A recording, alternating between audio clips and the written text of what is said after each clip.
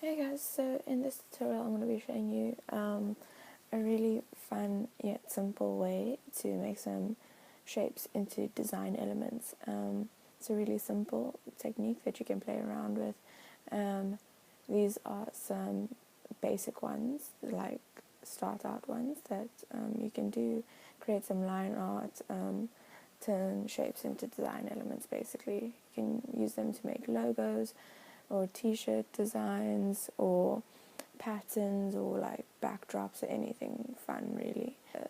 So we're going to start out with making like the most basic shape, which would be a square. So we can take the rectangle tool, which is shortcut M, and then hold down shift just to make a perfect square. So you want to make sure that your fill is set to nothing and your stroke is set to black.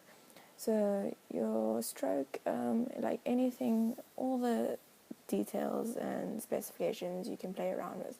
With your shape selected, go to effects on top here, and then distort and transform, and then you want to go to transform. So you first just want to hit preview so you can see everything that's going on, and then the first thing you want to play around and change with is your copies. Usually like around 40-30 gives you a nice effect, but obviously you can change that to whatever you like. And then you can play with the scale. So around 88 looks cool. Basically what it's done, it synchronizes the transforming effect of all the copies, so the 40 copies of the square that you've made.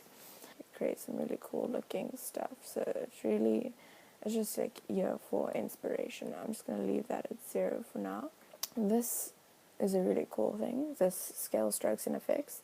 If you untick that, basically what it does is when it isn't ticked, all the copies are the same stroke thickness. So for the angle, you can drag this around to like whatever you like, and then kind of starts doing its own thing. This tutorial, I'm just going to show you a really simple way to like have more control over it. Is you can just scroll with your mouse or with your trackpad, and it gives you much more control over what you're doing. Why we're doing this is because for the purpose of this illusion, you're trying to make sure that the edges don't come out of the main border. I think around 9, it's like creates this like very trippy wave effect, which looks kind of cool. What you can do to make this more like wave-like, to make it a waveform, I go to effects, stylize, and rounded corners, and then just hit preview again, and you can see like the more you play around with this, it creates kind of like this wave pattern, I guess. So this tutorial is basically just like taking one simple technique and applying a whole bunch of different effects to it, and you can see like the amounts of possibilities with just doing one kind of thing on Illustrator. What I want to do now is add some color to it. So you're just going to hit your stroke again, and then you can change it to like one solid color depending what you're going for. But what I think looks the best is when you add a gradient. If you hit gradient, so you're changing the stroke to a gradient form, as you can see, nothing's happened. It's still a solid color, and why that is because the gradient is set in radial, which doesn't change anything. So you need to make sure that it's set on linear, and then you can see it does the gradient effect. So yeah, you can have a lot of fun with this technique. It looks really cool with a background as well, so you can see it kind of creates this luminescent thing. You can do this for things like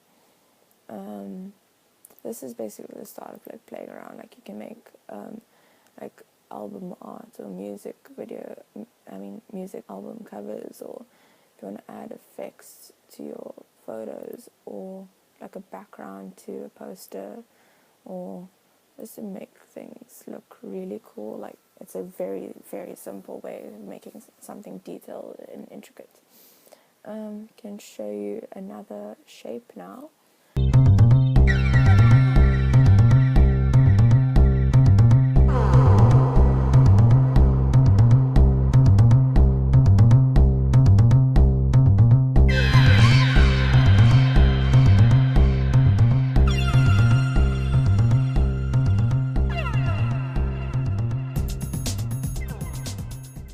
that you found this tutorial interesting and inspiring, just to like make your own shapes and do some really cool things in Illustrator.